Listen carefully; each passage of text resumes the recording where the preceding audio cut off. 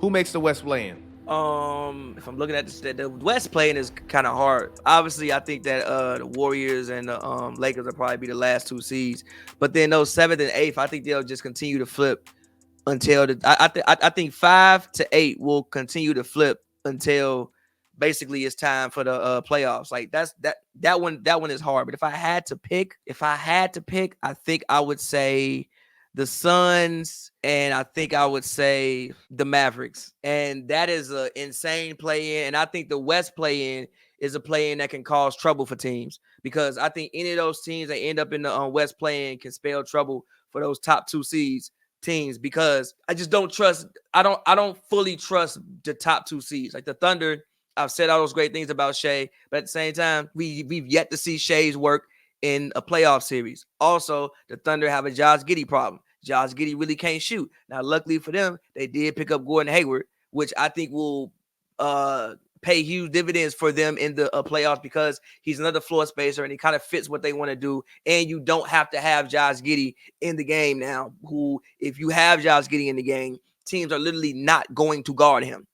And also, if you look at the Warriors, you look at the Lakers, those are teams where you think that if you get them in a playoff series, like, I know they've had struggles throughout the season, but if you get them in a playoff series, that's when championship mindset and that's when age and that's when experience kicks in more. So I think that if either one of those teams gets in, it's trouble for somebody. And if it's the Mavericks or the Suns, can you imagine you worked hard all year to win 50 games and your glorious reward is you got to guard Devin Booker and Kevin Durant 7 times in 2 weeks, where you work hard all season and your glorious reward is you have to guard Kyrie Irving and fucking Luka Doncic, even if it's the Pelicans or if it's the Kings. Can you imagine you work hard all season and then your glorious reward is Zion running into you 7 times in 2 weeks, or BI getting his 25? And don't forget, you still got CJ who can get 20. You still got Jonas. You got Herb Jones. You got Trey Murphy. Or if it's the Kings, you work hard all year and you got to chase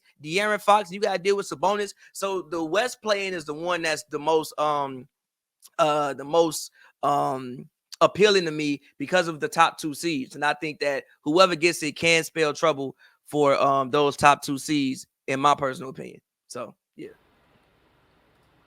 Interesting. For me personally, in terms of the West play-in, I think the 4 teams are actually going to be. I have the Warriors, the Kings.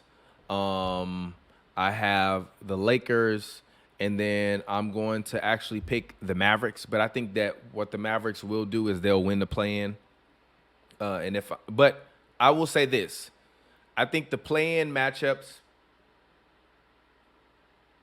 depend on the Nuggets and how they choose to finish the season. Because I think that the Nuggets are in a championship level type of mode. So if you're in a championship level type of mode, if you're the Denver Nuggets, my main thing and my main concern is health and making sure that we go into the playoffs whole as one piece.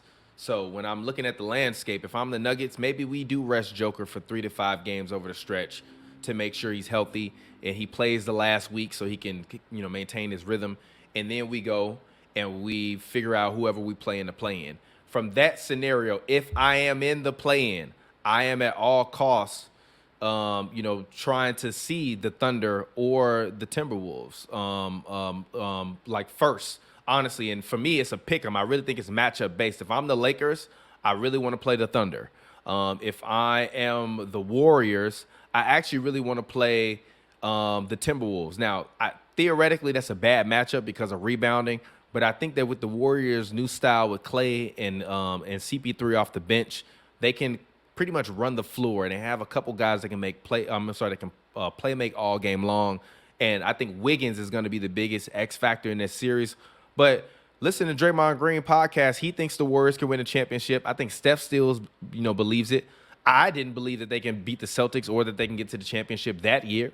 So if they do it this year, I wouldn't be surprised. So those are the 4 teams that I'm looking at to go into the play-in. I think the Suns actually do escape the play-in, and they play the Nuggets in the first round.